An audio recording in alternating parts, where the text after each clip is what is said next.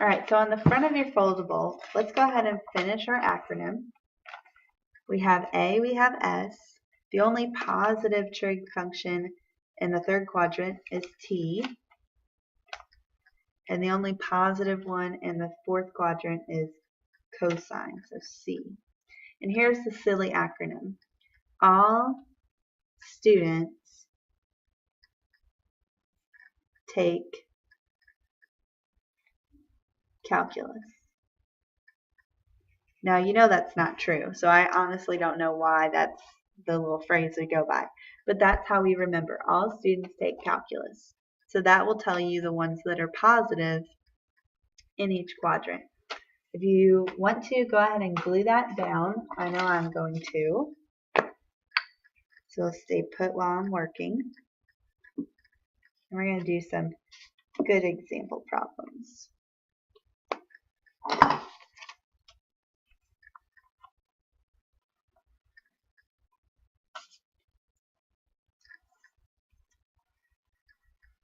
All right, there we go.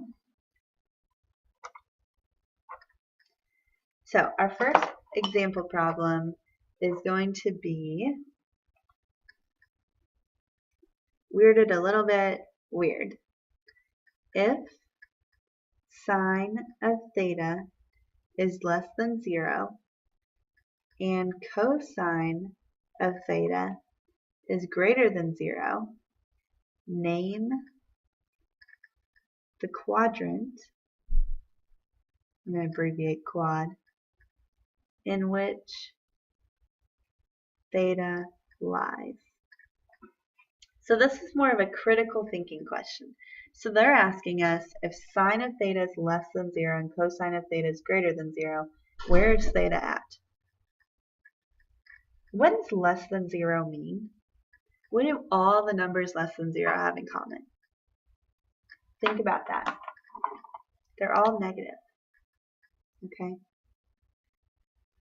So that's meaning that whenever you evaluate sine of theta, it's giving you a number less than 0, or a negative number.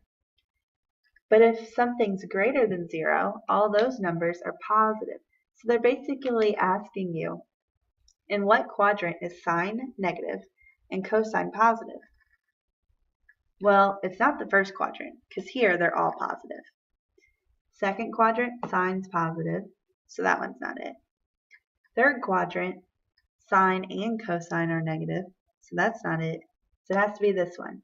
Cosine, because of the C, is positive, and sine is negative.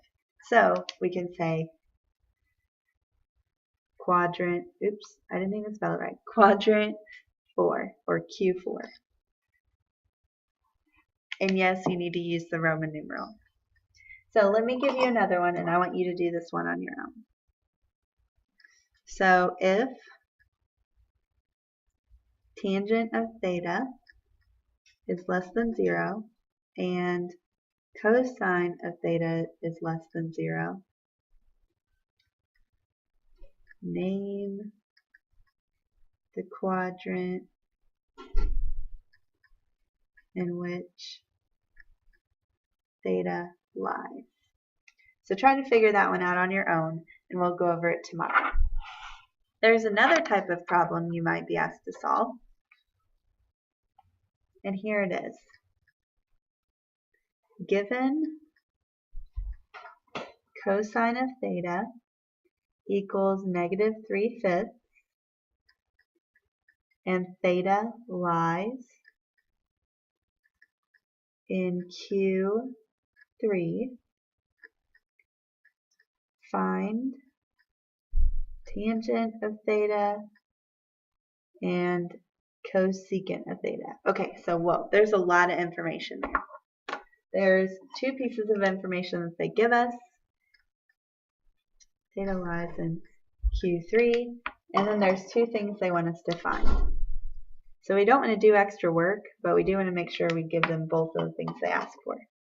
So cosine of theta is -3/5. And they tell us it lies in quadrant 3. So immediately I'm going to draw a diagram.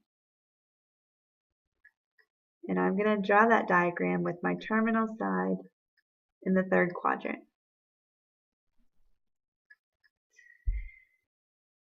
Now they tell me that cosine of theta is negative 3 over 5, which means,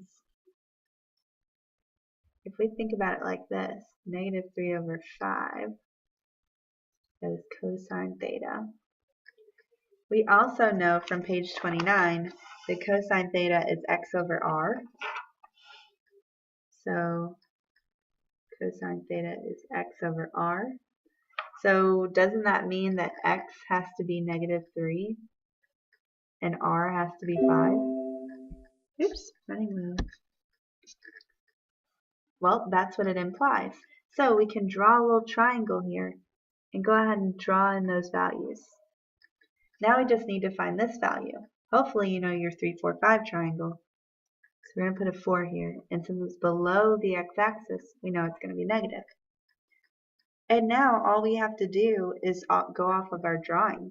So tangent of theta is opposite over adjacent, also known as y over x, which means it's positive 4/3.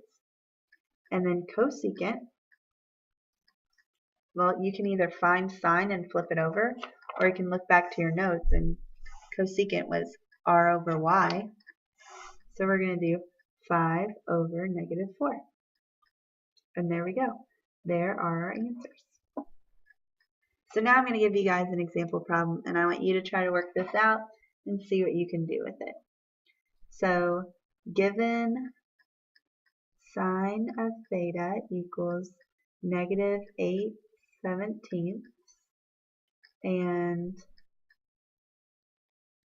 theta falls between 270 and 360 degrees, find cosine of theta and cotangent of theta. So give that one a try, see what you can do with it, and come back tomorrow with questions.